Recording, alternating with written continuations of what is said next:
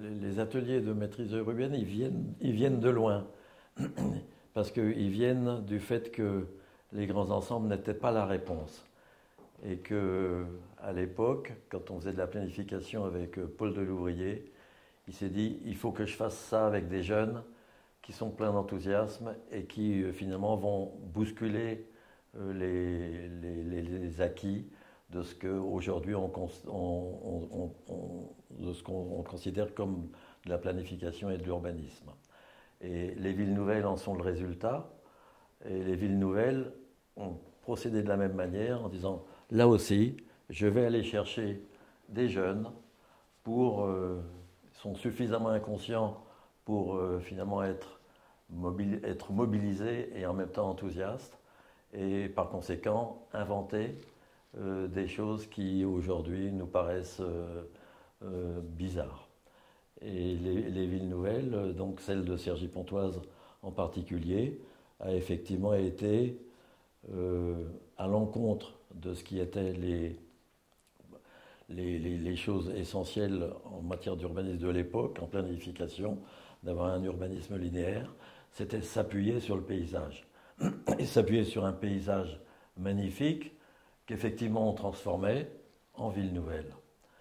Et au bout d'un certain temps, quand quartier par quartier, on avait la responsabilité de réaliser ce que devait être effectivement la vie des gens avec tous leurs équipements dans un site qui était un site réaménagé, il fallait était amené à considérer que en tant que professionnel, on ne faisait pas de l'urbanisme, on faisait autre chose.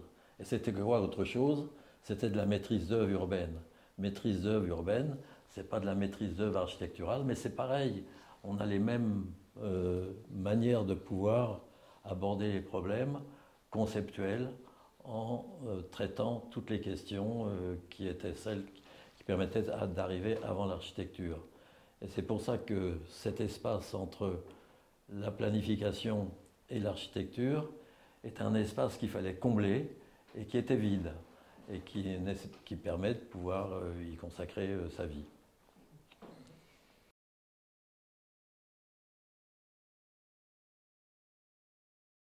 Alors ils sont nés sur le fait qu'on s'habitue à devenir effectivement un peu le responsable, le chef de son secteur territorial, et que c'est pas inutile de pouvoir être bousculé. Et être bousculé par qui? Ben, on va rechercher des jeunes. Et on va leur demander de pouvoir répondre à une question auxquelles ils auraient à répondre s'ils étaient à notre place.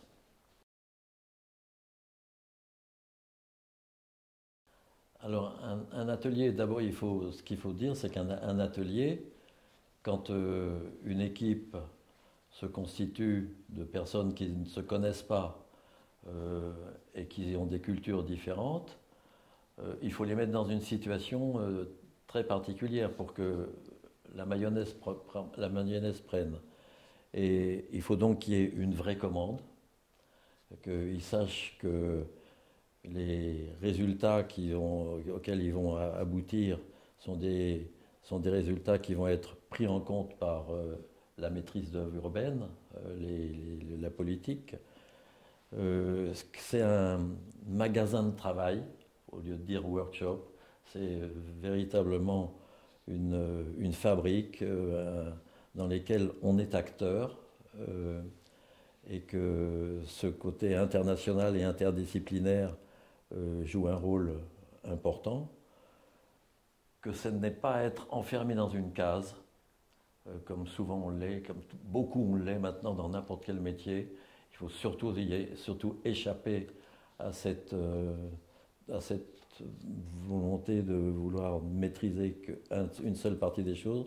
On devient un peu pluriel, on est un peu ingénieur, un peu géographe, un peu paysagiste, un peu architecte, même si on est complètement architecte, parce que s'enfermer dans sa spécialité, ça n'est pas forcément une bonne réponse quand on veut faire de la ville.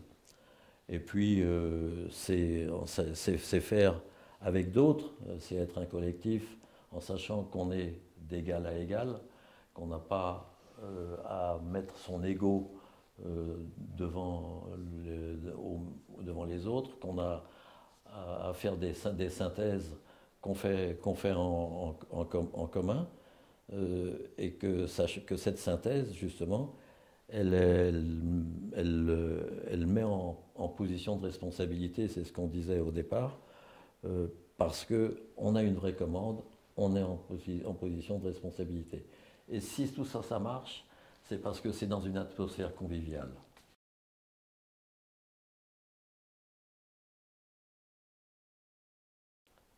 Les ateliers ont fait appel à de multiples universités, qui n'étaient pas seulement celles qui faisaient de l'architecture, mais il se trouve que ce sont essentiellement des architectes qui sont venus.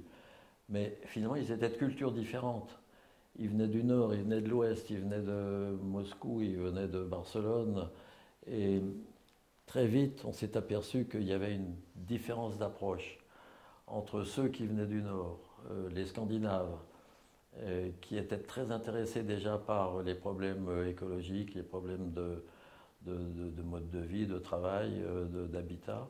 Et puis ceux du sud, Barcelone, Rome, Naples, c'est-à-dire en fait les Méditerranéens, même Alger, qui étaient beaucoup plus intéressés à la forme urbaine et qui pensaient moins justement à ce que aujourd'hui on considère comme essentiel, qui est celui de prendre en compte le changement climatique et de le mettre au premier plan de ce qu'on a à faire aujourd'hui, de ce à quoi on a à répondre aujourd'hui.